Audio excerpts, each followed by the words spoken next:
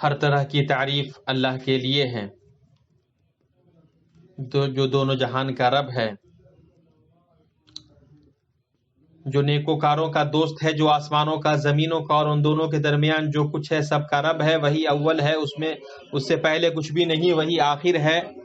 اس کے بعد کچھ بھی نہیں، وہی ظاہر ہے، اس کے اوپر کچھ بھی نہیں، وہی باطن ہے، اس کے ماوراء کچھ بھی نہیں، دلوں کے راز اور پوشیدہ بات تک کو جانتا ہے، اور کوئی پتا نہیں گرتا مگر وہ اس کو بھی جانتا ہے، اور کوئی دانہ زمین کے تاریک حصوں میں نہیں پڑتا، اور نہ کوئی تر اور نہ کوئی خشک چیز گرتی ہے مگر یہ سب کتاب مبین میں ہے۔ اس سے نہ کوئی آسمان، نہ کوئی زمین، نہ پہاڑ کی صلابت میں موجود کوئی چیز، اور نہ سمندر کی تہ میں موجود کچھ بھی پوشیدہ ہے۔ میں گواہی دیتا ہوں کہ اللہ کے علاوہ کوئی معبود نہیں، وہ یکتا ہے، اس کا کوئی شریک نہیں، اور میں گواہی دیتا ہوں کہ محمد اللہ کے بندے اور اس کے رسول ہیں۔ آپ متقیوں کے امام اور اولین و آخرین کے سردار ہیں۔ آپ نے اپنے رب کے پیغام کو پہنچا دیا، امانت ادا کر دی اور اپنے رب کی عبادت کی یہاں تک کہ آپ کو موت آ گئی۔ اللہ کا درود و سلام نازل ہو آپ پر، آپ کے نیکوکار پاک باز اہل خانہ پر، آپ کی بیویوں پر جو مومنوں کی مائیں ہیں، آپ کے اصحاب پر اور تابعین پر، اور قیامت تک ان کے اچھے طریقے سے پیروی کرنے والوں پر اور بہت زیادہ سلامتی نازل ہو۔ اما بعد، اللہ کے بندو، اللہ تعالیٰ سے اتنا ڈرو جتنا اس سے ڈرنا چاہیے، اور دیکھو مرتے دم تک مسلمان ہی رہنا۔ اپنے نفس کا محاسبہ کرو اس سے پہلے کہ تمہارا حساب لیا جائے، اور اسے خوب تول لو اس سے پہلے کہ تمہیں تولا جائے۔ کل کے حساب سے تمہارے لیے یہ زیادہ آسان ہے کہ تم آج اپنے نفس کا محاسبہ کرو۔ آج عمل ہے، حساب نہیں، کل حساب ہوگا، عمل نہیں۔ بہت بڑی پیشی کے لیے تیار ہو جاؤ، اس دن تم سب سامنے پیش کیے جاؤ گے، تمہارا کوئی بھید پوشیدہ نہ رہے گا۔ حسن بصری رحمہ اللہ کا قول ہے، مومن اپنے نفس کا نگہبان ہے، وہ اللہ عز و جل کے لیے اپنے نفس کا محاسبہ کرتا ہے، اس لیے کہ دنیا میں اپنے نفس کا محاسبہ کرنے والوں کا حساب آخرت میں آسان ہوگا، جبکہ محاسبہ نہ کرنے والوں کا حساب بروز قیامت سخت ہوگا۔ اللہ کے بندو، اللہ تعالیٰ کی حکمت میں سے یہ ہے کہ اس نے انسان کے لیے 3 طرح کے نفسوں کو مقدر کیا ہے۔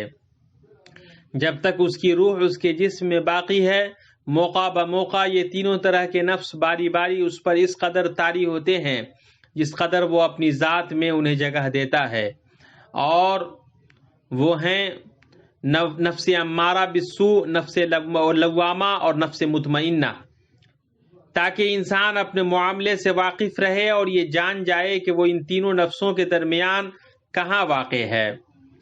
ضروری ہے کہ وہ اس اہم دروازے کو کھولے جس کا بند کرنا ناپسندیدہ ہے،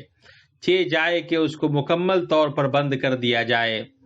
اور وہ دروازہ ہے اپنی ذات پر تنقید اور اس سے صراحت و وضاحت کے ساتھ معاملہ کرنا، تاکہ وہ اپنی کمیوں کا ادراک کر سکے اور ان کی اصلاح نفس لوامہ کے ذریعے کر لے، تاکہ درستگی کی جگہوں کو بھی جان لے اور انہیں نفس مطمئنہ کے ذریعے فروغ دے۔ پھر اس طرح وہ ان دونوں نفسوں کے ذریعے برائی پر آمادہ کرنے والے نفس کا دائرہ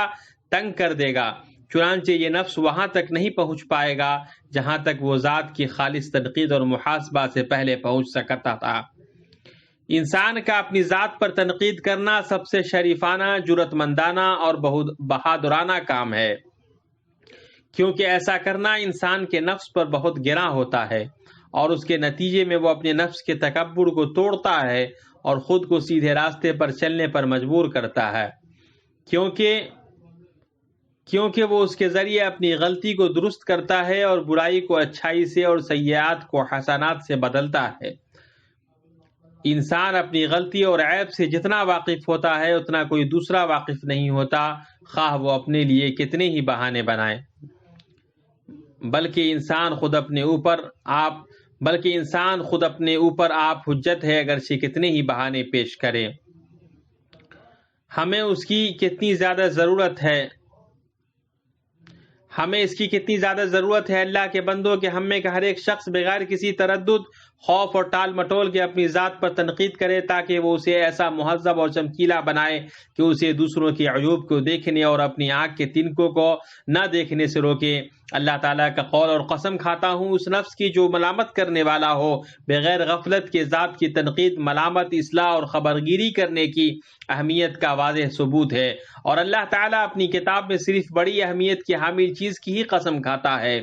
ابن کثیر نے اپنی تفسیر میں حسن بصری کا قول نقل کیا ہے کہ اللہ کی قسم، ہم مومن کو دیکھتے ہیں کہ وہ اپنے آپ کو ہی ملامت کرتا ہے کہ میں نے اپنے الفاظ سے کیا چاہا، اپنے کھانے سے کیا ارادہ کیا اور میرے دل کی بات کا کیا مقصد ہے، اور فاجر اپنے آپ کو ملامت کیے بغیر آگے بڑھ جاتا ہے۔ مالک بن دینار کا قول ہے، اللہ تعالیٰ اس بندے پر رحم کرے جو اپنے بارے میں کہے کیا تم نے ایسا نہیں کیا، کیا تم نے ویسا نہیں کیا، پھر اس کی مذمت کرے اور اسے لگام دے، پھر اس پر اللہ کی کتاب کو لازم کر دے تاکہ وہ اس کا رہنما بن جائے۔ میمون بن مہران کا قول ہے، بندہ اس وقت تک متقی نہیں ہوگا جب تک وہ ایک شریک کا دوسرے شریک کے محاسبہ کرنے سے زیادہ اپنے نفس کا شدید محاسبہ نہ کرنے والا ہو۔ اللہ کے بندو، پرانے زمانے کی کہاوت ہے، نفس غدار شریک کی طرح ہے، اگر آپ اس کا محاسبہ نہیں کریں گے تو وہ آپ کا مال ہڑپ کر جائے گا۔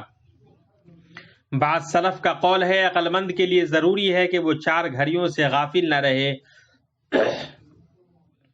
ایک وہ گھڑی جس میں وہ اپنے رب سے مناجات کرے، ایک گھڑی وہ جس میں وہ اپنے نفس کا محاسبہ کرے، ایک گھڑی وہ جس میں وہ اپنے بھائیوں کے ساتھ تنہا ہو جو اسے اس کے عیوب کے بارے میں بتائیں اور اس کے بارے میں سچی بات کہیں۔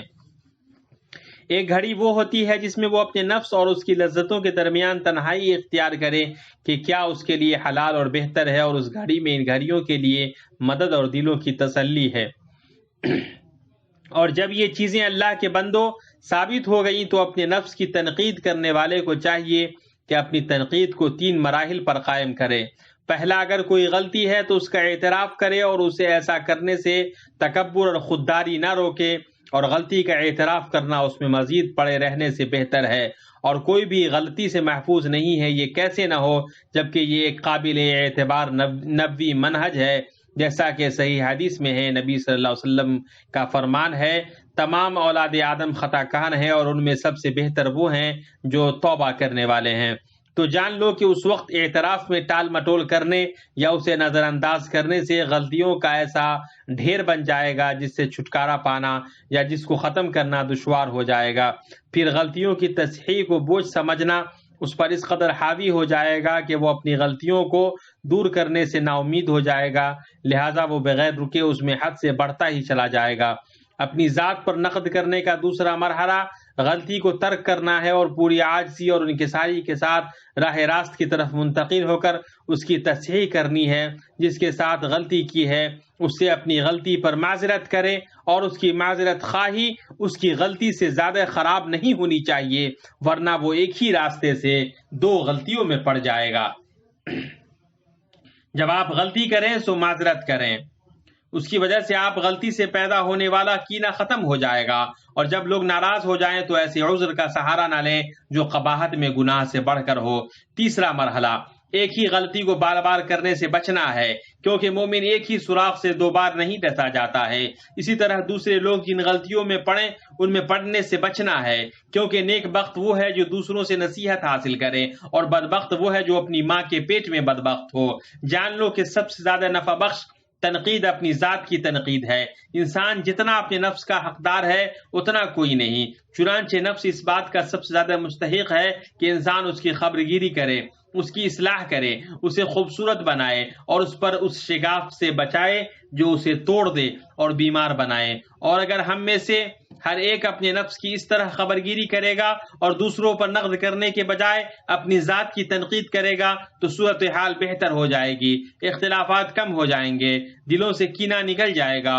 اور راستوں میں سچے دوستوں کے دل مسافہ کریں گے۔ اور جس شخص کو دوسروں کے عیوب اس کے اپنے عیوب سے غافل رکھے تو وہ 2 عیبوں کو جمع کرتا ہے۔ پہلا یہ کہ وہ حرام پوشیدہ چیزوں کے پیچھے پڑتا ہے، اور دوسرا یہ کہ اپنی خامیوں سے لاپرواہی برتتا ہے جن کا درست کرنا دوسروں سے پہلے اس پر واجب ہے۔ بہت سارے سماجی جھگڑے اور اخلاقی کشمکش خود کی تنقید کو نظر انداز کرنے، شعور، منطق، حقیقت پسندی کے ذریعے اس پر لگام نہ لگانے اور اسے اس بات کے لیے تیار نہ کرنے کا نتیجہ ہے کہ وہ اپنی حقیقت کا ادراک کہ وہ بھی دوسری ذات کی طرح ہی ایک ذات ہے اس کے اندر بھی اچھائیاں اور خرابیاں ہیں، وہ درست ہوتا ہے اور غلطی کرتا ہے، خوش ہوتا ہے اور غمگین ہوتا ہے، وہ زندگی کی حقیقت سے الگ نہیں ہے اور اسے اس کی حقیقت کے برخلاف نہیں رکھنا چاہیے، کیونکہ تکلف قابل مذمت ہے اور تصنع ایک طرح کا دھوکہ ہے۔ انسان کو چاہیے کہ وہ اپنی ذات کو اس کی حقیقت کے مطابق دیکھے اور اپنے آپ کو ملمع سازی کے بغیر ویسا ہی رکھے جیسے وہ ہے، تاکہ وہ اس دشوار گزار اونچائی پر نہ پہنچ جائے جہاں سے اس کے لیے اس فطرت تک واپس آنا محال ہو جائے جس پر اللہ نے اسے پیدا کیا ہے۔ چنانچہ وہ نہ تو مشکل چڑھائی سے پہلے اپنی حالت پر باقی رہا اور اگر اتر بھی جائے تو اترنے کے بعد ہی سلامت رہا۔ پھر اس کے بعد اے اللہ کے بندو، جب تنقید ذات کے بارے میں بات کرتے ہیں، جب ہم تنقید ذات کے بارے میں بات کرتے ہیں تو اس سے ہماری مراد یہ نہیں ہوتی کہ اسے حد درجہ حقیر سمجھا جائے، یہاں تک کہ ذات پر کوڑے برسائے جائیں یا ایسی نفسیاتی کوڑھن پیدا ہو کہ صاحب ذات گھل جائے یا ہلاک ہو جائے۔ لہذا بامقصد تنقید جو تصفیہ سے آراستگی کی طرف، برے سے اچھے کی طرف یا اچھے سے اور اچھے کی طرف لے جائے، اس تنقید اور اس تنقید کے درمیان فرق ہے جس میں نفس کو اس قدر حقیر اور ذلیل سمجھا جائے کہ نا امیدی اور سستی کی کیفیت پیدا ہو اور نفس کو اتنی حقارت اور ذلت کا مکلف بنایا جائے کہ اس کا متحمل نہ ہو سکے، تو اس میں مبتلا شخص چیزوں کو شروع کرنے سے قاصر ہوتا ہے اور ٹال مٹول کی بیماری میں مبتلا ہو جاتا ہے یا کام کی ادائیگی سے عاجز رہ جاتا ہے، یہاں تک کہ وہ ایسی جسمانی اور ذہنی تھکن میں مبتلا ہو جاتا ہے جو اسے پیچھے ہٹنے اور ناکامی پر مجبور کر دیتی ہے، کیونکہ تھکا ہارا مسافر نہ تو سفر ہی طے کرتا ہے اور نہ ہی سواری کو باقی چھوڑتا ہے۔ درست طریقے سے اپنی بات پر تنقید کرنے والا دوسروں کے عیوب کے بجائے اپنے عیوب میں مشغول رہتا ہے، چنانچہ ایسا کرنا اسے ایسے کام پر ابھارتا ہے جو نفع پہنچاتا ہے، نقصان نہیں، اس کی حوصلہ افزائی کرتا ہے، حوصلہ شکنی نہیں کرتا، اس کی نگاہوں کو اس کے قدموں کے سمت پر ٹکاتا ہے اور دوسروں کے قدموں کی سمت کی طرف نہیں پھیرتا ہے، کیونکہ جو اپنے عیوب کے مطابق لوگوں کو دیکھتا ہے وہ بے چین رہتا ہے اور غم میں مر جاتا ہے۔ اس کی فکر ہوتی ہے کہ دوسروں کو سمجھنے سے پہلے اپنے آپ کو سمجھے۔ تنقید اور حقد کے درمیان، نصیحت کرنے اور آڑ دلانے کے درمیان فرق ہے۔ جس کا بھی معاملہ ایسا ہوگا وہ نبی صلی اللہ علیہ وسلم کی اس وصیت سے دور ہوگا جس میں آپ نے فرمایا جو تمہیں فائدہ دے اس کے حریص بنو، اللہ سے مدد طلب کرو اور عاجز مت بن جاؤ۔ اس حدیث کو مسلم نے روایت کیا ہے۔ اللہ میرے لیے اور آپ کے لیے قرآن اور سنت میں برکت دے اور آپ کو اس کی آیات اور حکمت سے فائدہ پہنچائے۔ میں کہتا ہوں جو تم سن رہے ہو، اللہ سے اپنے لیے اور آپ کے لیے مغفرت طلب کرتا ہوں۔ آپ اس سے مغفرت طلب کرنے بے شک وہ بڑا بخشنے والا مہربان ہے۔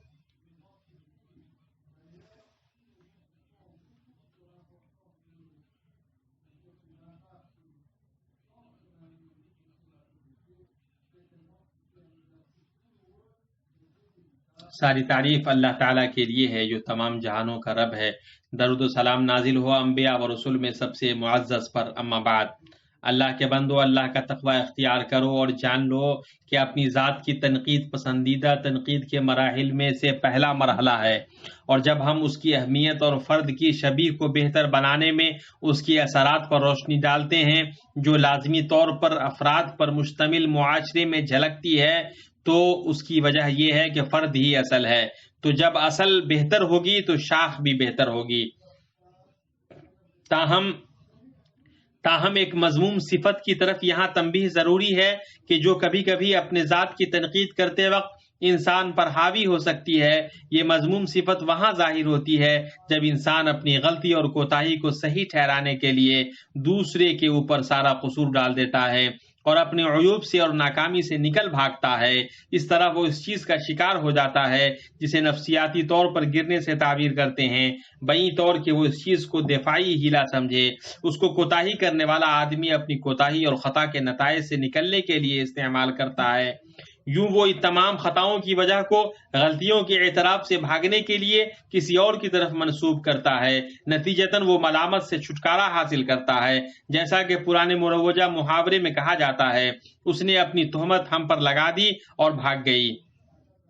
اگر ہم میں سے ہر آدمی اس کمزور کرنے والے شغاف کے پیچھے بھاگنے لگے تو شغاف بڑھتا چلا جائے گا، بیداری ختم ہو جائے گی اور ہر آدمی کو جو ذمہ داری سونپی گئی ہے وہ اس سے بھاگ جائے گا۔ یوں لوگوں کے درمیان باہمی لعنت و ملامت چھا جائے گی، مثبت کام کمزور پڑ جائے گا، بامقصد احتساب ختم ہو جائے گا اور کوتاہی کرنے والا اپنے علاوہ کے سلسلے میں بغیر کسی معتبر سبب کے بغض و حسد رکھے گا۔ تو یہ حقیقت سے بھاگنا ہے اور غلطی کا اعتراف نہیں کرنا ہے، اور اپنی غلطی کے تئیں جس کا معاملہ بڑا ہے اس کو چھوٹا کرنا ہے، اور دوسروں کو ملامت کرنے کے تعلق سے جس کا معاملہ چھوٹا ہے اس کو بڑا کرنا ہے۔ یوں وہ دو خطاؤں کو ملا دیتا ہے، پہلا یہ کہ وہ اپنی غلطی کا اعتراف نہیں کرتا ہے، اور دوسرا یہ کہ وہ غلطی کا سبب دوسروں کو ٹھہرا دیتا ہے۔ یہ ایک ایسا گناہ ہے جس کے برے انجام سے ان لوگوں کو غافل نہیں رہنا چاہیے جنہیں اللہ نے ایسا دل دیا ہے جس سے وہ سمجھتے ہیں، ایسی آنکھیں دی ہیں جن سے وہ دیکھتے ہیں، ایسے کان دیے ہیں جن سے سنتے ہیں۔ اے اللہ نے مومنوں کو احد کے دن فہمائش کرتے ہوئے جب ان سے فرمایا، کیا بات ہے کہ جب تمہیں ایک ایسی تکلیف پہنچی کہ تم اس جیسی دو چند ان کو پہنچا چکے تو یہ کہنے لگے کہ یہ کہاں سے آ گئی؟ آپ کہہ دیجئے کہ یہ خود تمہاری طرف سے ہے، بے شک اللہ تعالیٰ ہر چیز پر قادر ہے۔ یاد رہے کہ یہ ان مسلمات میں سے ہیں جن میں کوئی اختلاف نہیں ہے، جو نیکی وہ کرے اس کے لیے ہے اور جو برائی وہ کرے وہ اس پر ہے، جیسا کہ اللہ عز و جل نے فرمایا ہر شخص اپنے اعمال کے بدلے میں گروی ہے، اور فرمایا کہ یہ کہ ہر انسان کے لیے صرف وہی ہے جس کی کوشش خود اس نے کی ہے۔ لہٰذا ایک مسلمان کو یہ زیب دیتا ہے کہ وہ اپنے نفس کے تعلق سے واضح ہو، اپنی ذات کی تنقید کرنے میں صاف گو ہو، اس کا جائزہ لینے میں سنجیدہ ہو، اس کے سمت کی تصحیح میں سچا ہو، کیونکہ جب لکڑی سیدھی ہوگی تو سایہ بھی سیدھا ہوگا۔ بصورت دیگر وہ اپنے اوپر، اپنے معاشرے کے اوپر اور اجتماعی زندگی کے شعبوں پر بڑا بوجھ بن جائے گا، اور ایسا وہی نکمے نٹھلے لوگ ہوں گے جو اپنے بستر پر لیٹے رہ کر آسمان سے سونے یا چاندی کی بارش کا انتظار کرتے ہیں۔ نبی صلی اللہ علیہ وسلم نے سچ ہی فرمایا، ہر انسان صبح اٹھ کر اپنے نفس کو فروخت کرتا ہے، چنانچہ یا تو وہ اسے جہنم سے آزاد کرا لیتا ہے یا ہلاکت میں ڈال دیتا ہے۔ اس حدیث کو مسلم نے روایت کیا ہے۔ درود و سلام نازل ہو نبی مجتبی محمد مصطفیٰ صلی اللہ علیہ وسلم پر، جو شفاعت کے قیامت کے دن مالک ہوں گے انشاءاللہ۔